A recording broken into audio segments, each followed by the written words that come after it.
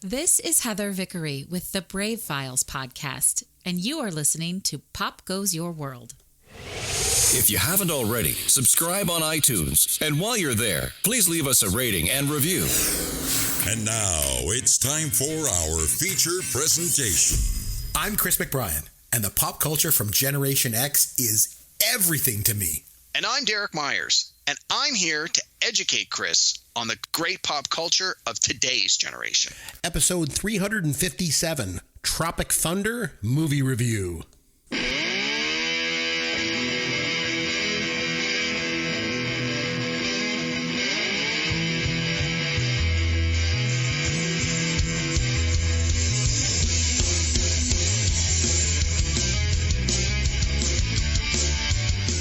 Hello and welcome to the show. I'm Chris McBrien along with Derek Myers, and this is Pop Goes Your World, the pop culture podcast for the generations. Now, this week, Derek and I are going to review the 2008 movie Tropic Thunder.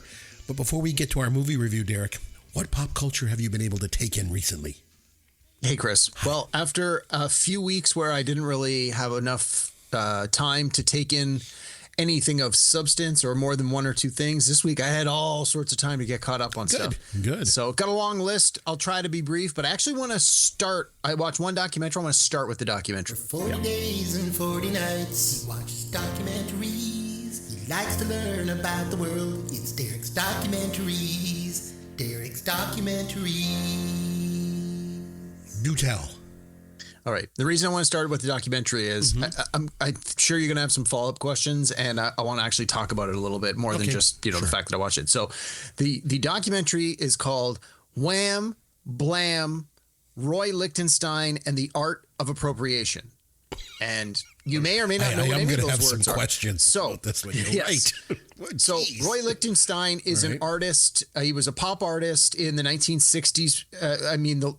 50s, 60s, 70s, but predominantly in the 60s. And his claim to fame is he did basically individual panels from old romance comic books and turned them into like full giant wall mural paintings in many cases. And sounds like he's in like the Andy Warhol kind of very much type of art. Yeah. Yes. Same movement, same influences, ran in the same circles. So this is his claim to fame. And two of his most famous works one of them had the word wham, WHAAM. It's like a picture of a World War II airplane shooting down the Nazis' planes. With the sound and effect. Another one, and another very famous one is called Blam, BLAM, and I think it's got a picture of an army tank, if I remember correctly. So hence part of the title is Wham Blam, because those are the names of two of his paintings. And what the documentary was about is, so the artist essentially found these old romance comics and took pictures of like a woman crying, or like a lot of them featured women. It was like women in interesting poses, and they would even copy like the word bubbles too. And sometimes they, out of context, they sort of just were like, oh, I'm not really sure what this means. And he literally would copy these from a panel of a comic book that might have only been like a 2-inch by 2-inch panel, and he turned them into like 5-foot by 5-foot giant paintings. And everyone went, oh, look, he's taking low art and turning it into high art. And like even his coloring is the little dots like you see in comic books, just again on a huge scale. And while he became very famous and very wealthy, and his paintings, so the documentary is a couple years old. I think it's from 2022. And at the time, one of his paintings had sold for $160 million. And the guy put out like hundreds of works. So like his overall collection is ridiculously valuable. I thought you were going to say like $160,000. No, like in the millions. And so the thing is, he never gave any credit to the original artists who drew these romance comics, or in many cases, and then he moved on to like war comics. So you have like things like the army tanks and the airplanes and soldiers and things like that. And so the documentary delves into the idea of, if Roy Lichtenstein, the artist who was famous, didn't actually draw the original comic book panels and didn't ask for permission to use them, didn't offer any money or acknowledgement to the copyright holders, which I guess would have been the comic book publishers, not the artists back then, didn't acknowledge the artists. The artists were never paid. The artists are never named in any way, shape, or form. is his art like legitimate art? Like, did he basically steal or plagiarize or copy, or as in the title, the thing is, and the art of appropriation? Did he appropriate these original images from comic books and turn them into art? Is what he did criminal? Is what he did unethical? And so that was sort of the point of the documentary. And they found a lot of these artists who had drawn some of these original comic books, and they're in like their 80s and 90s. Many of them are dirt poor, are relying on all sorts of social assistance. Many of them have health issues because of their age. And it's like these guys are struggling, whereas the paintings are worth hundreds of millions of dollars. And the guy's like, well, I drew the comic book, yet the painting is worth all this money and I got nothing. And so it was an interesting look at the idea of intellectual property, copyright, theft of art. And I think as we move more into the era of digital AI, this is becoming more and more relevant, whether it's comic books or paintings or illustrations or music or stories. I mean, you're a teacher, Chris. I'm sure you have problems with students who use AI to generate reports and things of that nature. No, never. So anyway, no, I thought it was a fascinating documentary. I mean, I got it here in Canada in Toronto on TV Ontario, but I think it was produced by Apple. So I think it's available on Apple TV if I remember correctly. But I don't know, just off the top of your head, do you have any particular thoughts or follow-up questions before I jump on to the next movie? I do. I feel like that they missed an opportunity because they should have titled the documentary Wham Blam Thank You Ma'am. Yeah, no kidding. That's just my only thought. But it sounds interesting. Yeah, it sounds no, it's very good. Interesting. And I mean, I actually studied art history and fine arts when I was at university. So I've always had a fascination for these kinds of things. So the fact that it touched on the comic books just tickled me in the right places. So anyway, okay. Then I had a chance to watch some really good movies. I watched 4 movies this week. One was okay, and the other 3 were pretty good. So one of them I'd actually seen before. It was, got to be about 20 years old now. It's called Rat Race. And it was sort of a modern, updated retelling of It's a Mad, Mad, Mad, Mad World. Right. And I think we've talked about this on one of the previous podcasts. Yeah, I think I've used this as a trivia you. question. Yeah. So the idea is John Cleese plays a casino owner in Las Vegas, and he has all these high rollers that want to gamble, but they want to gamble for high stakes on ridiculous things. So he randomly rewards, I think it's 6 people in his casino with a special gold coin. It says, you are eligible for a jackpot. And so he brings them all up into a conference room and says, the first one of you to travel 100 miles to such and such a city and go to this bus station and open the locker, there's a bag with $2 million cash. First one there gets the $2 million, gives them all a key and says, go. What they don't know is they're being monitored at all times, and all of the people, the rich people, are gambling on who's going to get the money first, who's going to travel by air, who's going to travel by car, what are they going to eat for lunch, are they going to interact with each other, are they going to sabotage each other? And it's this ridiculous thing of taking advantage of people who are either greedy or who are in desperate need of money, who would be willing to do this kind of thing. And so the six people that sign up, it's Whoopi Goldberg, John Lovitz, Breckenmeyer, Mr. Bean, Rowan Atkinson. I can't think of the other 2 off the top of my head. But again, it's got a big cast of people, and you're like, a lot of people make cameos in it, and you're like, oh my God, I totally know who that is. I just think it's funny. It's got a lot of like stupid humor in it, but it's this absurdity of this whole thing and just the ridiculous things that really there's these constant cutaways to the rich people. And while they're waiting for things to happen with the racers, Dave Thomas from SCTV, Bob Doug McKenzie, he plays John Cleese's like administrative assistant. So they're constantly having him do ridiculous things and approach people and basically offer them money to do things, and then like the rich people will gamble on the outcome. So there's a scene where Dave Thomas is in a luxury hotel and a prostitute shows up and she goes, what do you want to do? And he's like, I want to do this. And he says like this list of outrageous things, some of them obscene, some of them just weird. And he goes, how much would that cost me?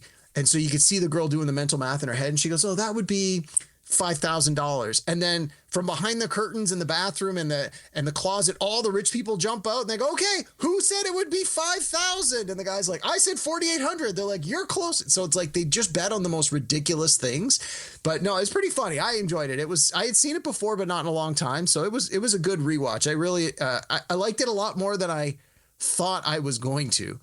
So there was that one. Rat Race. Okay. I'm not even going to talk about this other one because we don't have time for that. Yep. But then I saw two really good ones.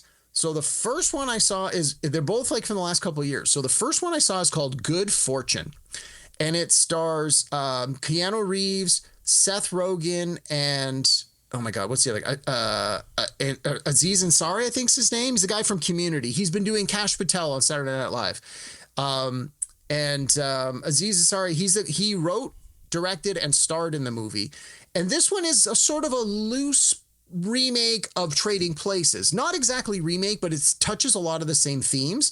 And the idea is Keanu Reeves is an angel, and these two guys, the one guy is like completely down on his luck, broke guy. He's working 5 jobs trying to make ends meet. And Seth Rogen is like this super entitled rich guy who's never had to do a real job. He's just made money on top of his money. And Keanu Reeves, as the guardian angel, has them switch places. And then, unfortunately, it doesn't have the actual outcome that the angel expected. And then the two guys basically get stuck living each other's lives.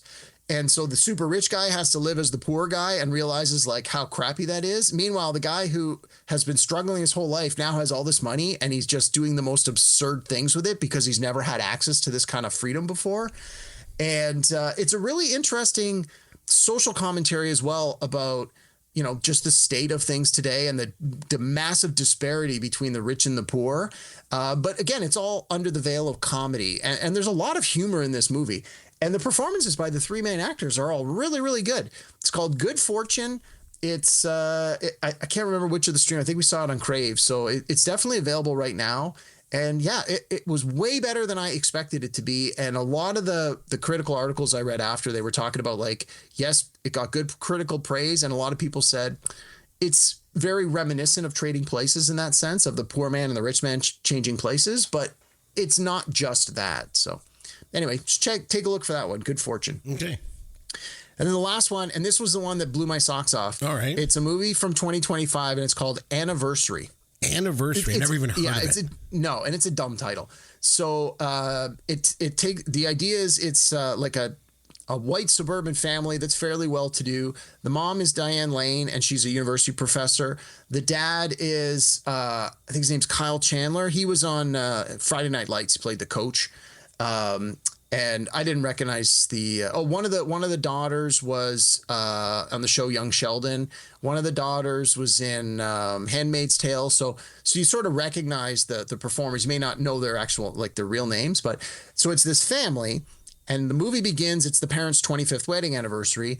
And they've got 3 daughters and a son. And the son brings his new girlfriend and she comes in and the mom realizes that the girlfriend used to be one of her students and that she had like a lot of really bizarre ideas. Well, according to the mom, bizarre ideas about like how the state of politics should change, how the U.S. should become a one-party system and how that is better for democracy. And so Diane Lane's character is sort of like saying to her family, like this woman who used to be my student, said she had a lot of really wild and frankly dangerous ideas.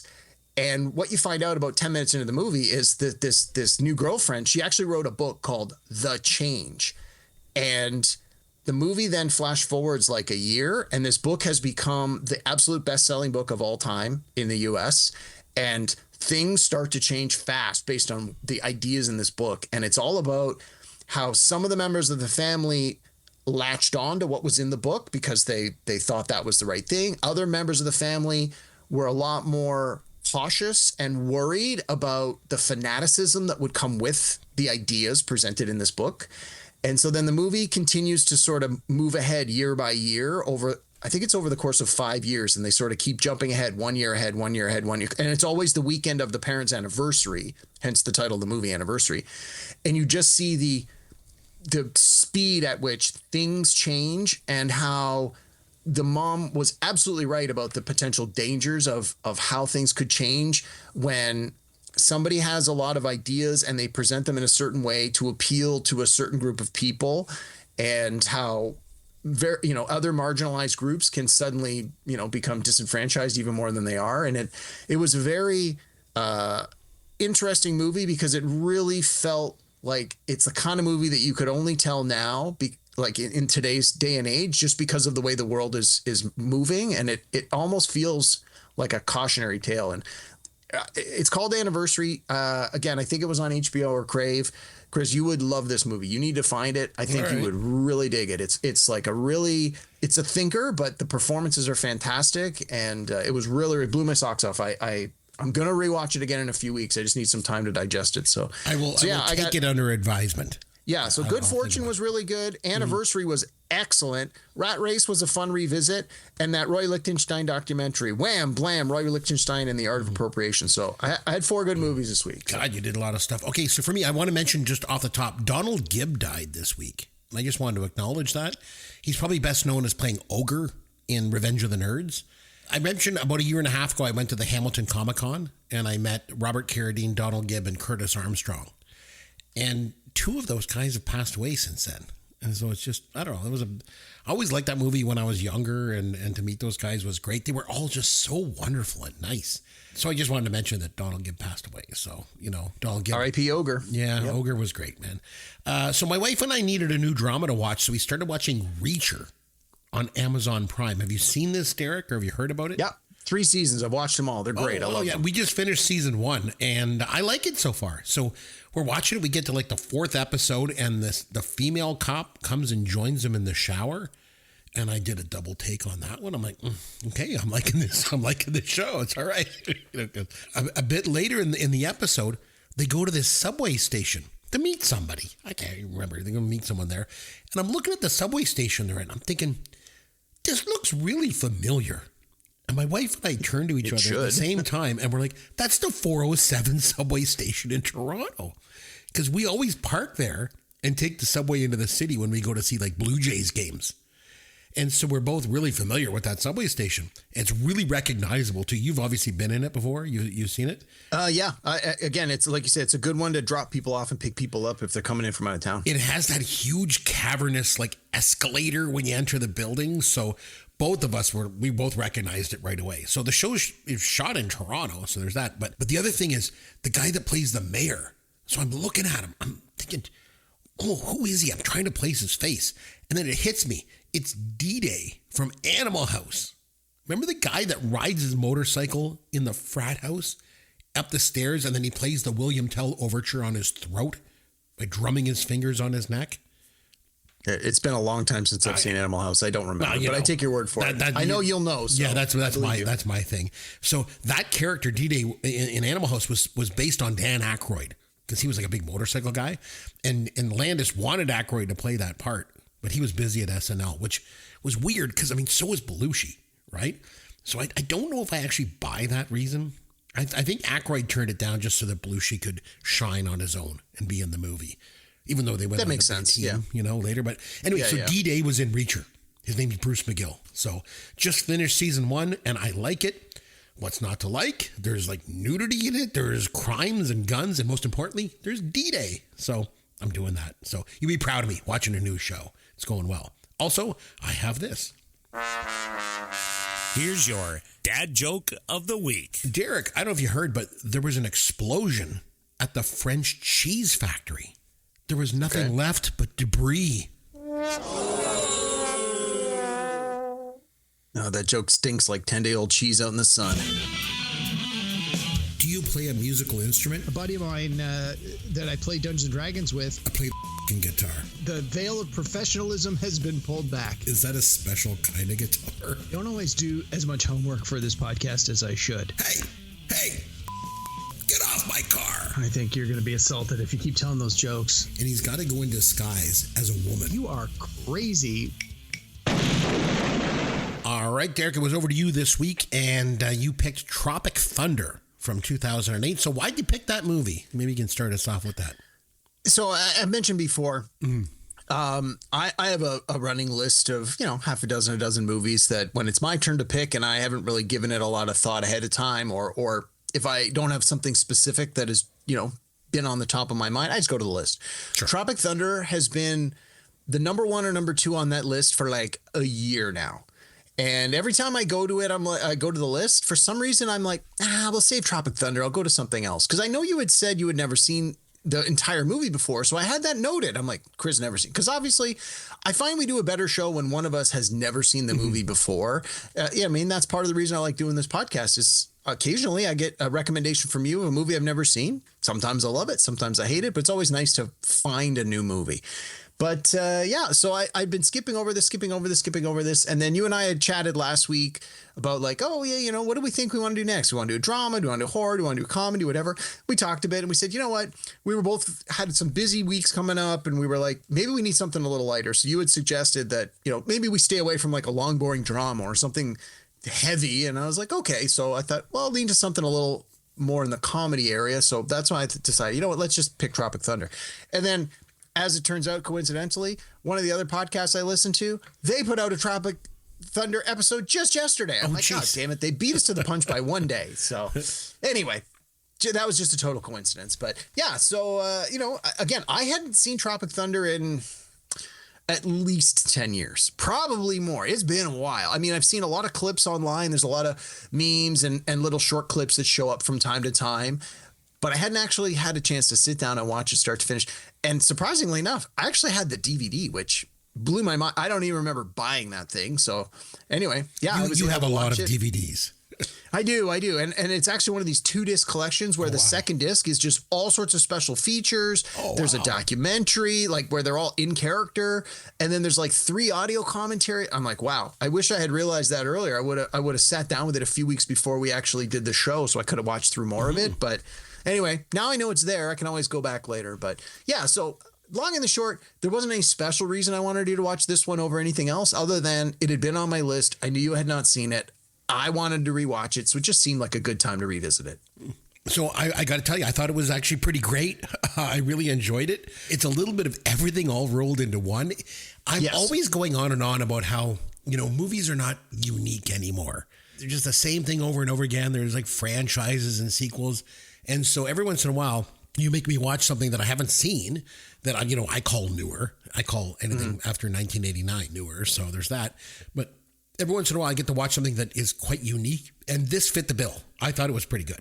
Yeah. Well, and I mean, obviously, we'll get into the specifics, but there's a lot of parody and homage of sort of the Vietnam movies that we got so many of in the late 70s and early 80s. So by the time this movie came out in 2008, so there was a little bit of distance. So I think some viewers like you and I, who are movie guys, probably picked up on a lot of that. And people probably picked up on it more when it first came out in 2008. But I think younger people watching it today may not necessarily understand that some of the more subtle shots and jokes are actually pulled from, in many cases, they're making fun of, or they're just straight up shot for shot from other movies. And that, I mean, again, yes, on its heart, it's a comedy. I don't know if I'd call this a comedy, but maybe more of a funny drama. I mean, Ben Stiller wrote and directed it. So I think that sort of speaks to it's not Zoolander, right? Like it's not a ha-ha comedy, but there's a lot to like here, and I think we'll get into the specifics as we go get into it. Let's start off with the box office, as we always do. 2008.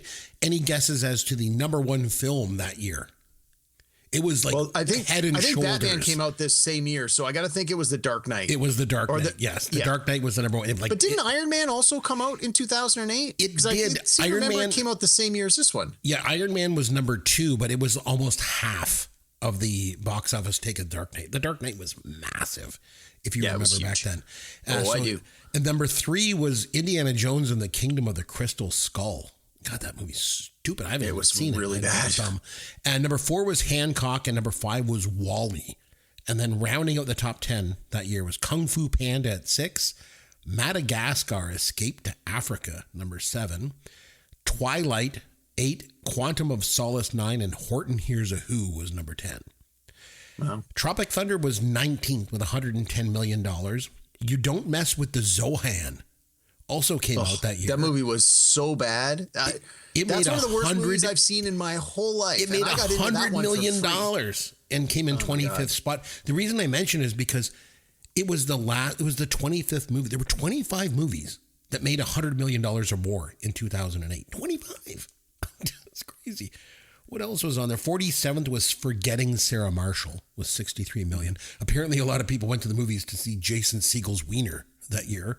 Prom Night and Rambo were 66th and 67th. What is this, the 80s? What are those doing on there? There Will Be Blood only made $39 million. So wow. 10,000 Years BC and Beverly Hills Chihuahua both made almost $100 million each. But There Will Be Blood bombed. Mainstream audiences suck. Oh my gosh. Okay, so this movie was written by Justin Theroux, Ben Stiller, and Ethan Cohen. Ethan Cohen. Not to be confused with Ethan Cohen, apparently. Oh, okay. And directed by Ben Stiller. Like you mentioned, this movie combines like Hollywood satire, Vietnam War, method acted mockery, gross out comedy, explosions, and Tom Cruise dancing in a fat suit, all in one thing. So, I guess the question was, how does it all work? But it does. In addition to everything I mentioned about the box office and stuff, Robert Downey Jr. was nominated for an Oscar for Best Supporting Actor for this film. Do you think, I always ask this question, do you think that a major studio would release this movie today? 2025? No, absolutely not. Absolutely not. I think there's just too much in this movie that would, I don't want to say would offend people. I think there's too much in this movie that people would claim offends them. I'm not saying there aren't offensive things in this movie, because there definitely are. Mm-hmm. But I think in today's day and age, so much of this movie would be picked apart by so many different groups by saying like, this is problematic because, rather than taking in the whole movie as a whole and understanding why certain things happened a certain way for comedic or for comedic reasons. Like, a thing was done this way as satire. This was done to make a point. But you have to watch 20 minutes of the movie to really understand how and why this is satire and not just Group A making fun of Group B. So from that point of view, I absolutely do not think this movie could be made in this way today. But I do think you could take some of the themes that are in this movie, like the absurdity of how A-list actors take themselves so seriously. Like, I think that idea could still work in a comedy today, but you would have to put it in a different wrapper for sure. It's probably the last truly sort of reckless studio comedy. We haven't seen many more since then. That's for sure. So the core premise of the film, these actors are filming this over-budget Vietnam War movie, and they accidentally end up in real danger. The movie is a satire of like war films. It's a satire of Hollywood ego, of award bait performances, method acting, and studio executives. It manages to satire a lot, all in one go. I want to start off by talking about some of the movie opens up with all these fake trailers. And it just instantly establishes the tone for the film.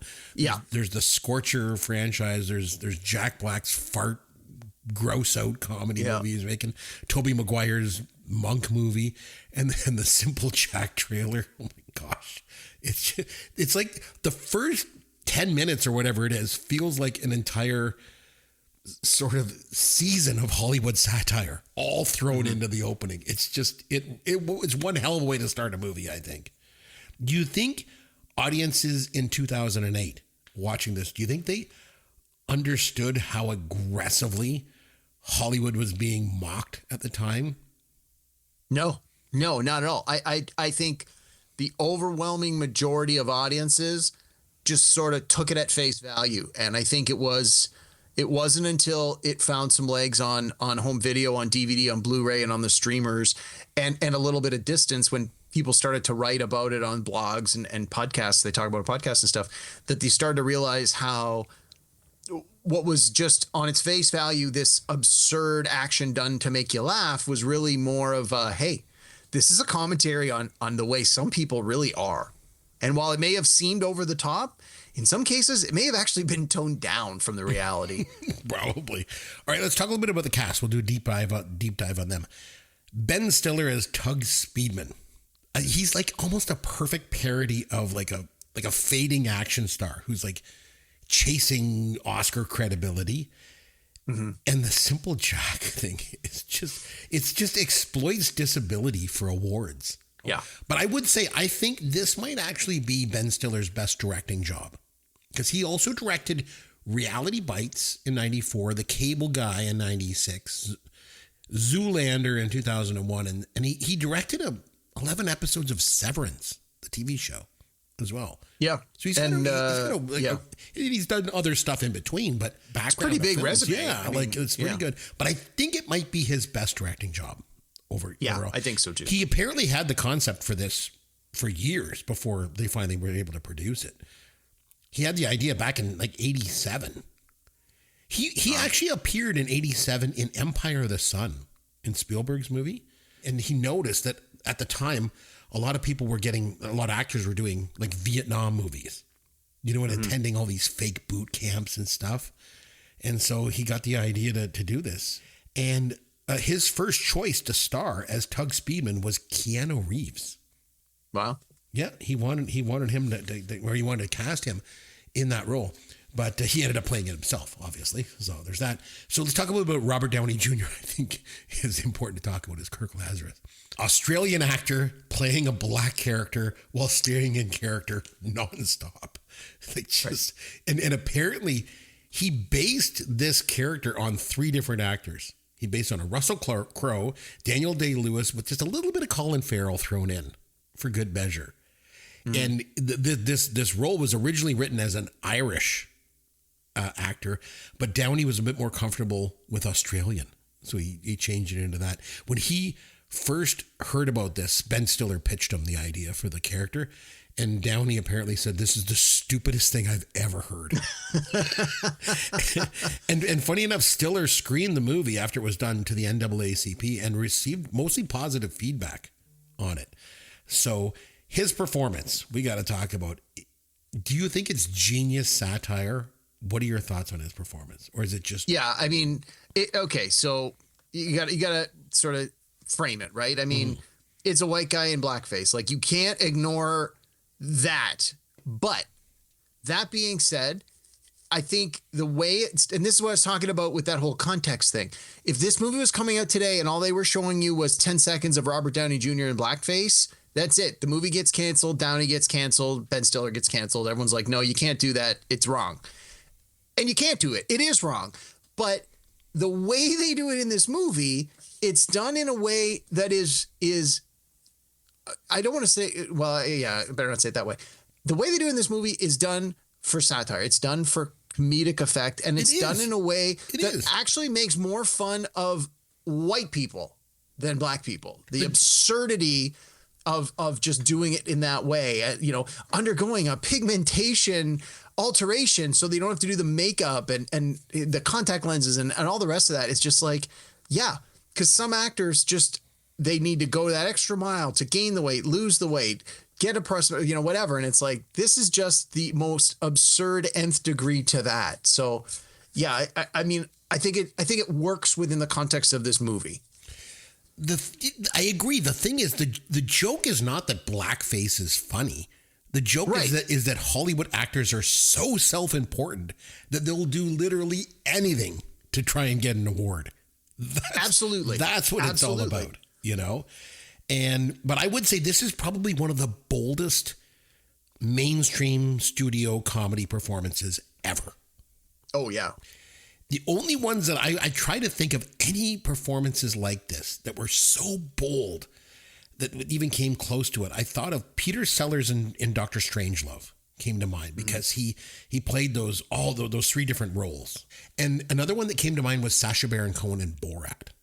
Oh, yeah, for sure. I thought of that too. It's like this guerrilla style, sort of really uncomfortable interactions he has with people. Those came to mind, but this performance is something else. So do you think that this satire still lands with modern audiences, people watching it today? I mean, I would hope it does. I mean, and the other thing you got to keep in mind is in 2008, Robert Downey Jr. wasn't what he is today. Like today, he's huge. He's one of the biggest stars in Hollywood. He's one of the richest stars in Hollywood, right? He was been Iron Man for 15 years. He just won an Oscar in Oppenheimer a couple of years ago. Like when this came out, Robert Downey Jr. was still trying to bounce back from drug addiction and substance abuse. Yes. And he had been taking like every crappy movie part he could because he couldn't get, quote, real work, right? And so this was a big swing for him to be able to be like, I'm going to do this. Like, if he was in the position then that he was in now, there's no chance an actor with that much success would risk the possible downsides of being a white actor in blackface. Like, it just wouldn't happen.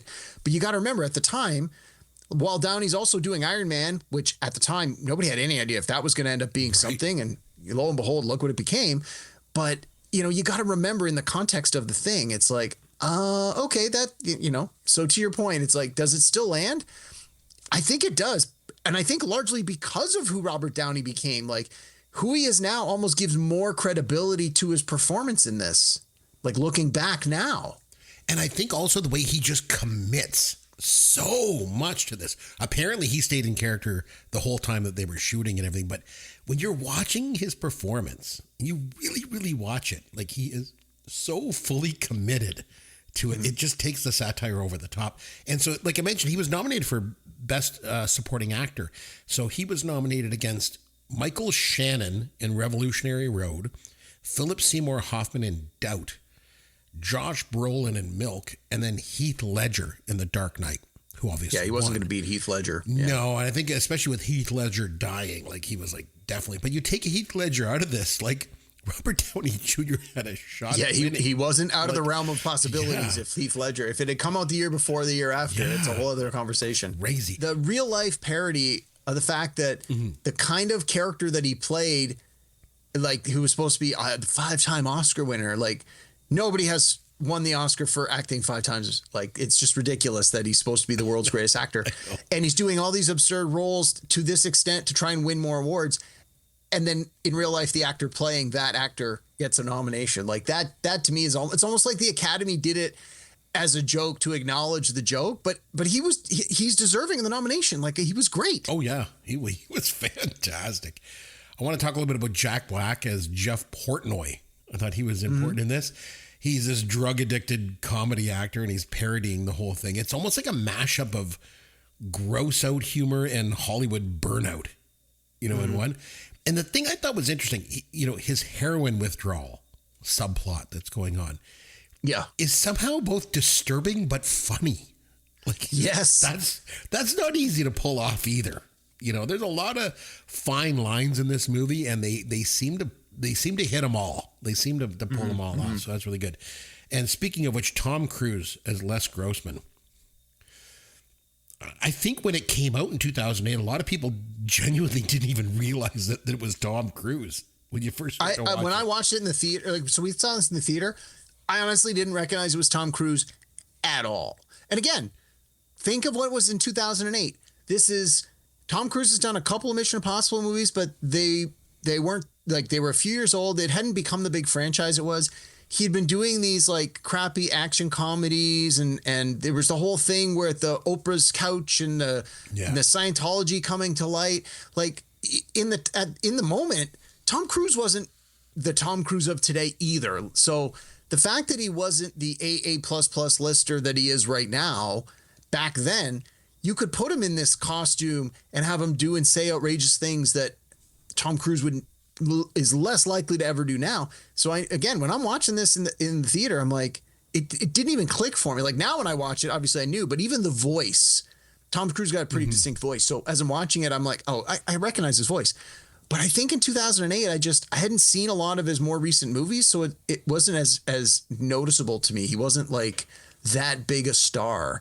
Well, and I think like you said, like with the Scientology stuff and stuff going on, he took himself so seriously that you couldn't imagine that he would take on this role where he's just totally over the top and just poking fun at things. Like the dancing and the giant hands and the hair and everything like that. You could argue that he steals this movie, even though he has very limited screen time.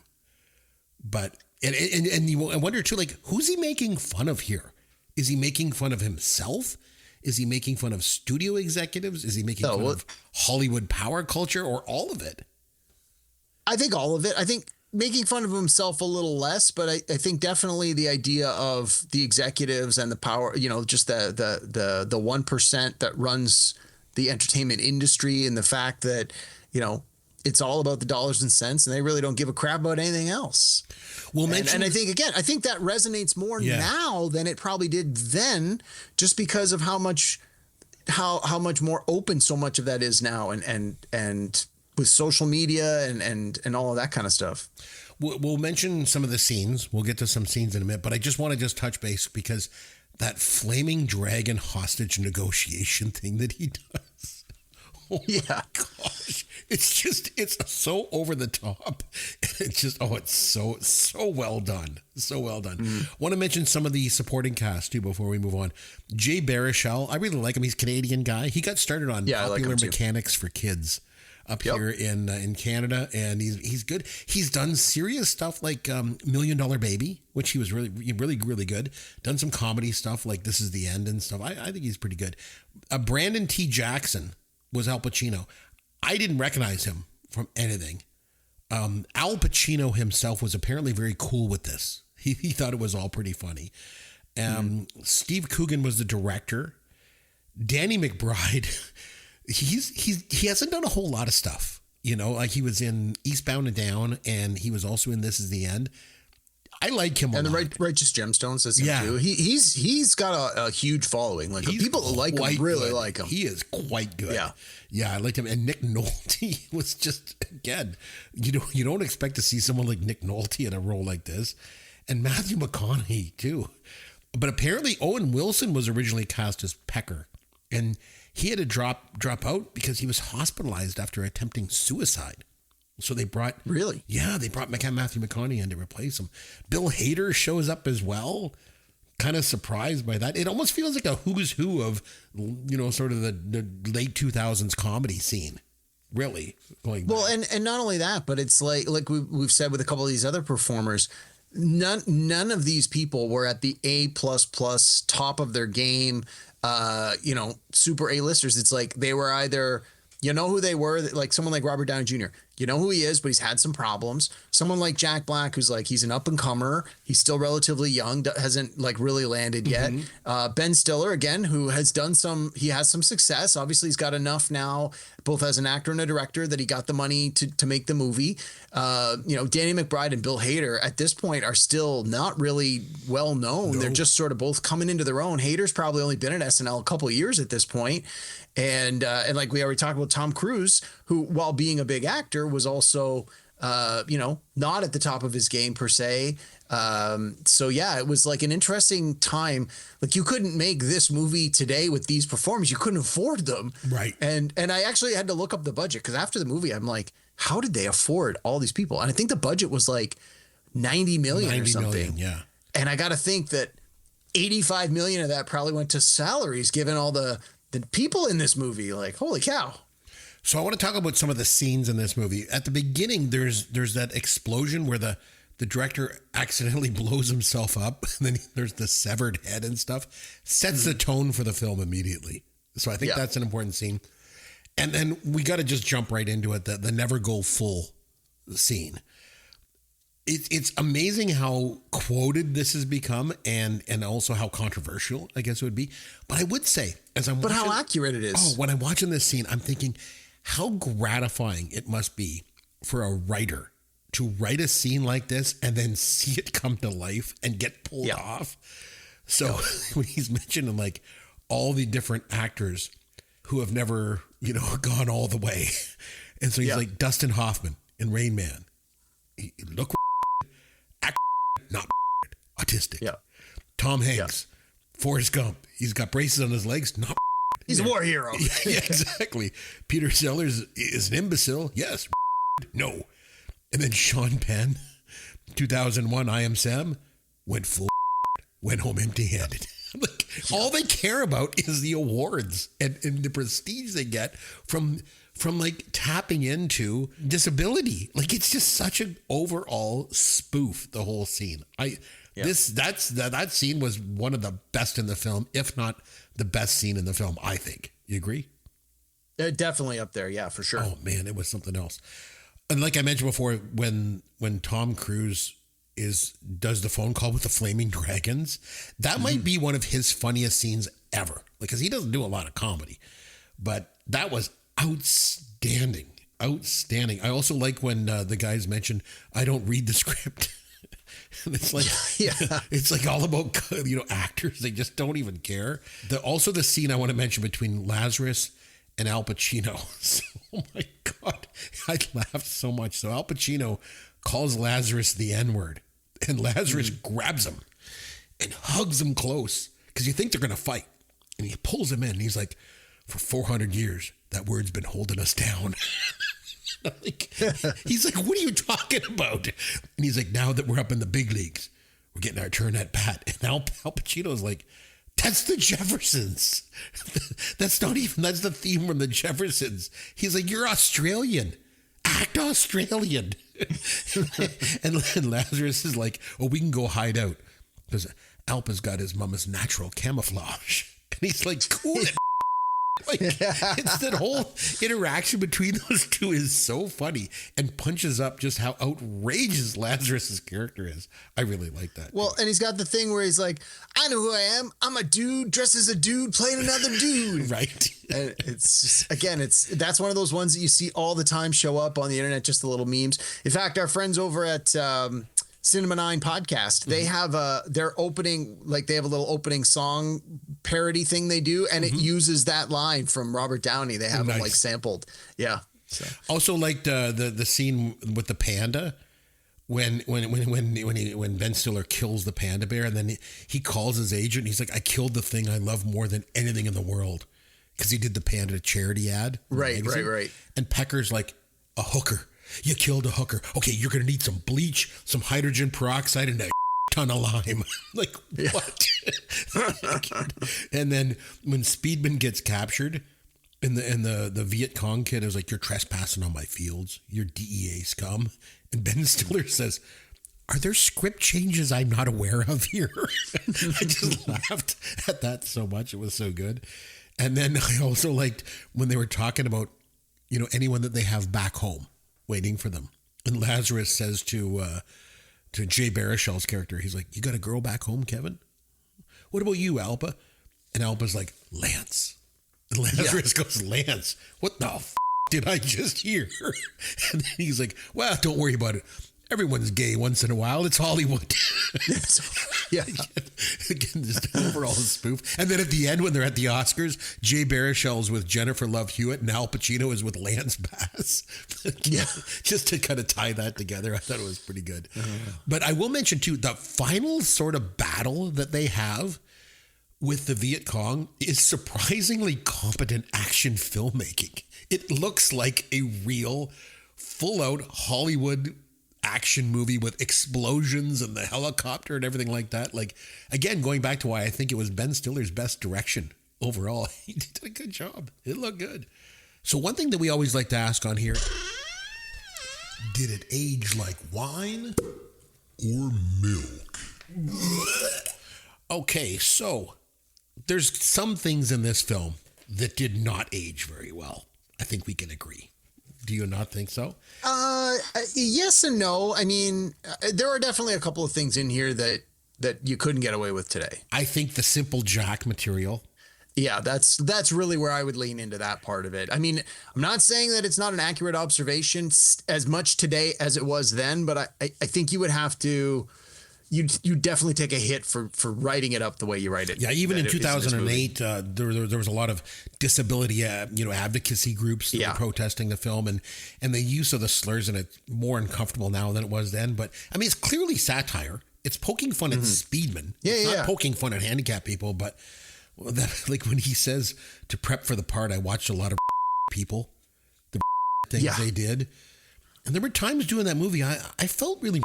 And Robert Downey Jr. says, you were. So again, the satire is on him, but I mean, saying a lot of that stuff, and obviously, like we've talked about Robert Downey Jr.'s blackface. Even people that understand the satire, I think, would be uncomfortable today. Things have changed. Well, I read somewhere that when the movie came out, there was acknowledgement from some of the black groups. That basically, when asked for comment, they're like, "Oh, are you offended by this?" And they basically came out and said, like, "No, we understand that this is parody and satire, and again, it wasn't like, it's like, oh, are you going to protest this? Like, no, it's comedy. We get it. Like this, they're not making fun of it. Like we said, the joke isn't, it's a white guy playing a black guy. Haha, let's laugh at him. That's not the joke. And if you think that's the joke, you don't get what they're trying to talk about. So I agree. I think Kirk Lazarus is portrayed as ridiculous. He's not portrayed as admirable. No, not at all. It's performative acting. It's this exploitation that Hollywood is into. It's just the awards hypocrisy. It's all wrapped up into one. So I think it's I agree. I just want to say there was one of my favorite quotes from this, and you caution the editor, you're gonna probably have to bleep some of this. When Jack Black's character is going through his withdrawal and they've got him tied up to the tree, and he's like, "Please untie me." And it was right when they, after Al Pacino says he's waiting on Lance, and they're like, "Are you gay?" And he's like, "I'm not." And he goes, "Alpa, if you untie me, I'll literally right now." And he's like, "I told you I'm not gay." He's like, "I'll cradle the stroke work the get over here, buddy. Let's do this." That's right. I was like, I laughed so much. I totally forgot that he read on that he said that. And it made me laugh so much. And then, so I mentioned one of the other podcasts, they were talking about this movie this week. So they basically said that apparently that is something that apparently really happened to Sylvester Stallone in one of his movies in the 70s. He was still mic'd up, and they went on a break, and there was a lady in his trailer. And when they realized, the sound guy realized that Sylvester Stallone was still mic'd up, they cranked up the thing so that everyone could hear what was going on. Apparently that's what Stallone said to this lady friend in the trailer. And so that was the whole joke was, well, I mean, it's a funny line on its own, but that's apparently where it's from. And I thought, oh my God, that made it even funnier. But yeah, no, that was that was one of my top 3 favorite parts of the movie, was just him saying that. Man, I laughed so much. and really, like, if we want to talk about the legacy of this film, this is one of the last big R-rated studio comedies before that whole genre just went away. And almost watching it feels like the end of the Apatow era and the end of big budget sort of comedies that had gone on for a while. But I think there is an influence of this film. Although few comedies, I think now, few movies are willing to attack Hollywood this aggressively anymore. I don't think they would. I agree. I agree. But there is a legacy from this film. Like, there's lots of memes and quotes, and Robert Downey Jr.'s performance is it's still controversial, but it's widely discussed. So I think that's part of the legacy of the film as well. So I have some questions for you before we get sort of a final verdict on this film, if we could. Okay. What do you think is the funniest performance in the film? I mean, I like what Robert Downey Jr.'s doing, but I don't think it's a lot of ha funny. It's more absurdity. I mean, Tom Cruise isn't in very much of the movie, but he steals every scene he's in. So I kind of want to lean on that. I mean, that almost seems like the easy answer as well. I think it might be the right one. It might be the right one. Yeah, I think that's where you got to go with that. Yeah. Because honestly, Jack Black is, and we've talked about this before, I'm not a huge fan of his work. And even in this one, I just felt like the scenes he was in, again, not so much ha funny. And same with Ben Stiller. Ben Stiller's character, while doing absurd things, it isn't playing it for laughs. Whereas I think the over the top performance from Tom Cruise, you just have to laugh at it. There's no doubt, like, you don't believe for a second that he's not playing it for laughs. The only thing with I agree with you. I think Tom Cruise is probably the funniest performance in the film, but I think Robert Downey Jr.'s scene that he has with Al Pacino when they're arguing about what it's like to be black, I think it's pretty funny too, though. It is pretty good too. Yeah. What do you think is the most shocking moment in the film? Jeez. I mean, maybe just at the beginning when you find out that Kirk Lazarus has undergone this procedure, skin pigmentation, you're like, wow. Like, if you didn't know that coming into the movie, you're like, what? What just happened?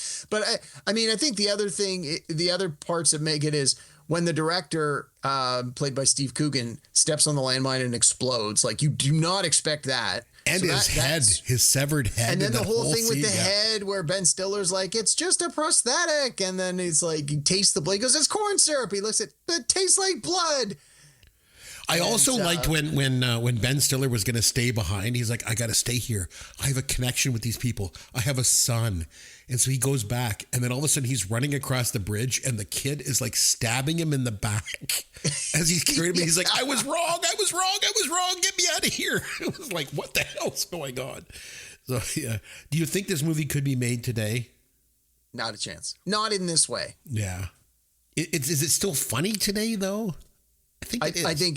I think it's funny today. I think it's relevant today. I think there's a lot of reasons to watch it today if you've never seen it, and I think there's a lot of reasons to watch it today if you haven't seen it in a long time. I think some of the satire and the parody holds up so well that, you know, you ask the question, does it age like milk or wine? This aged like a fine wine. I think this movie is better now than it was. Like, I think when it came out, I liked it, and I watched it this week, and I'm like, I think this is really good. I think it's aged well. I think it'll have a lot of staying power. The fact that it's got this many A+ listers who have gone on to, like, Downey won an Oscar, McConaughey won an Oscar, you know, Tom Cruise now got the Mission Impossible franchise. Like, he's one of the most famous people in the world. Even Jack Black has come into his own over the, has become like, so many of the performers in this have blown up. Jay Baruchel, even, he did all the voice work for the Dragons, How to Train Your Dragons. He's the main guy in that. Like, most kids of a certain generation grew up with those movies. So, like, yeah, this movie's not going anywhere. It's going to hold up. And I think it's going to be one of those ones that people will continue to go back to and continue to enjoy for a long time. I tried to think of other movies that were like this in the sense that they spoof Hollywood. So a couple I thought of were like Galaxy Quest sort of does this. Team America World Police really spoofs Hollywood. This Is the End spoofs Hollywood. And also Blazing Saddles came to mind. Especially at the end when they kind of break the fourth wall and it's all about making the movies and stuff like that. But I think Tropic Thunder might be one of the riskiest studio comedies ever made. I think you could say that. Like, whether you think it aged good or it aged poorly, I think it's impossible to ignore this film. I agree. Yeah, I think it's important. Want to give it a rating out of 10 for me? Probably go with an 8. I'm going to give it an 8 as well. I thought it was that good. I thought it was, really, really good. So I'm really glad that you had me watch it. There's a lot going on here, a lot to talk about in it. And so 8 out of 10 is what it's going to get. So on that note, what do you say that we have some fun with Caveman? All right. So what I'm going to do this week is I'm going to give you just some straightforward trivia. We're just going to do just good old fashioned trivia. But what we're going to focus on are movies within movies. Okay. It's kind of a recurring theme. We've seen it a couple times. Okay, so we're going to start with an easy question for you, I think. In the movie Home Alone, what fictional gangster movie does Kevin watch which features the line, "Keep the change, you filthy animal"? What was the name I've of only that seen movie? the movie. I only saw Home Alone once and I didn't care for it, so I have no idea. Oh my God. I thought that was going to be an easy one. It was Angels with Filthy Souls. Sure it was. Oh, man, I thought that was an easy one in Home Alone. And it's funny because I think a lot of people think it's a real 1930s movie. It's not. It was filmed specifically for Home Alone. So, okay, second question. What fake action franchise starring Tug Speedman opens up this movie, Tropic Thunder? Oh, that's, was it called Scorcher? Yes, it was. Scorcher, very good. All right, in Once Upon a Time in Hollywood, what's the name of the fictional TV Western starring Leonardo DiCaprio's character, Rick Dalton? I don't know. That's the one with Luke Perry as well, right? No, I have no idea. I've only saw the movie once. I don't remember. It's called Bounty Law. Bounty Law. Okay. What fake movie starring fictional actor Johnny Cage appears in the Mortal Kombat universe? Jeez, I was going to say Johnny Cage from Mortal Kombat, isn't he? I have no What idea. was the fake No movie in that one? I don't know. More Mortal Kombat. I have no idea. It was called Ninja Mime. Sure. Which is itself kind of a joke because ninjas are silent and mimes are silent. So anyway, okay. So in Scream 2, what's the name of the movie franchise based on the Woodsboro murders? Yeah, that one I do remember. That was called Stab. Yes, it was. Very good. I know you like this movie, Boogie Nights. In Boogie Nights, what terrible action movie does Dirk Diggler try to make after becoming famous? Oh, well, I remember the names of the characters, but it was Brock Landers, Chest Rockwell. It was. You got it. Is that what it was called? The movie was called Brocklanders. Very good. Brocklanders. All right. Right. Oh yeah, and they made a whole bunch of them. It's a real picture, Jack. What fake movie does the cast attempt to make in Bowfinger without the star knowing he's even in it? Yes.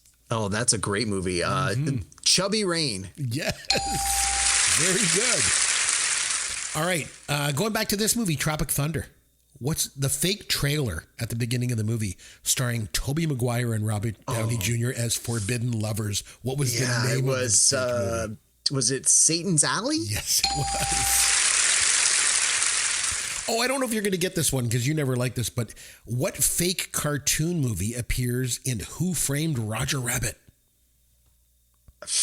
I only ever watched it the one time for this podcast. I have no idea. The beginning was called Something's Cooking. Remember, it was in the kitchen and all that was going on. Yeah. And what fake movie adaptation exists inside Jay and Silent Bob Strike Back? Oh, yeah, that was. This is the last one. God. See if you can get it was. Oh, it was like Mark Hamill was in it. It was called. Or is it just the Blunt Man and Chronic movie? Yes. Oh, okay. Yes. It was Blunt Man and Chronic. You got it. Oh, so. I think his character, the villain's character's name was Knocker, and I thought that was the name of the movie, but no, see, there you go. All right. Well, there you go. So you did pretty good. Not bad. Not bad. So next time out, we're going to do a topic, I guess, and we'll decide what that's going to be. You and I will talk about that, and we'll come back and do that. But until then, I'm Chris McBrien. On behalf of myself and Derek Myers, we want to say thanks for listening to Pop Goes Your World, the pop culture podcast for the generations.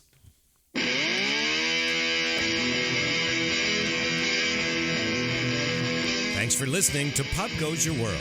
You can contact Chris and Derek at popgoesyourworld.com. Please take a minute and review the podcast on iTunes or wherever you download and listen to the show.